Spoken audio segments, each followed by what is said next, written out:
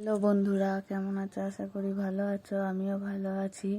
দেখো, আজকে ঠাম্মিকে নিয়ে ব্যাংকে এসেছি টাকা তুলতে। ঠাম্মি কয়দিন ধরেই বলছে, কিন্তু টাইম পাচ্ছিলাম না বলে আসতে পারিনি।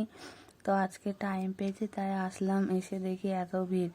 আমি ভাবলাম সকালে বেশি ভিড় হবে, তাহলে দেরি করেই যাই। এখন দুপুর 3টে বাজে, তাও দেখো এত ভিড়। তাহলে সকালে কত ভিড় হতো বলো তো। তা আমি টাকা তোলা হয়ে গেছে আমার। আমি আর ঠাম্মি এখন বাড়ি চলে যাব। তো ঠাম্মিকে বললাম, ঠাম্মি তুমি বাইরে একটু দাঁড়াও, আমি তাহলে টোটো ডেকে আনি। তো টোটোর কাছে চলে গেলাম। টোটোওয়ালা কাকু আর আমি চলে যাচ্ছি ঠাম্মির কাছে। দেখো, ওই যে ঠাম্মি ব্যাংকের সামনে দাঁড়িয়ে আছে। এখন আমি আর ঠাম্মি বাড়ি চলে যাব। তো ঠাম্মিকে বলছি, ঠাম্মি তোমার আর 3,000 টাকা তোলা হয়েছে, আর 1,000 টাকা তাহলে ব্যাংকে আছে। তা আমি বললাম, ঠাম্মি তাহলে আমাকে কিন্তু 500 টাকা পুজোতে দিতে হবে শাড়ি কিনতে। তো ঠাম্মি বললো, ঠিক আছে তাহলে তুমি নিও 500 টাকা। কথা বলতে বলতে টোটোওয়ালা কাকু সোজা চলে যাচ্ছে। আমি টোটোওয়ালা কাকুকে বললাম বাঁদিকে, কাকু শোনেনি, তার জন্য সোজা চলে গেছে। আবার ঘুরে বাঁদিকে আসলো।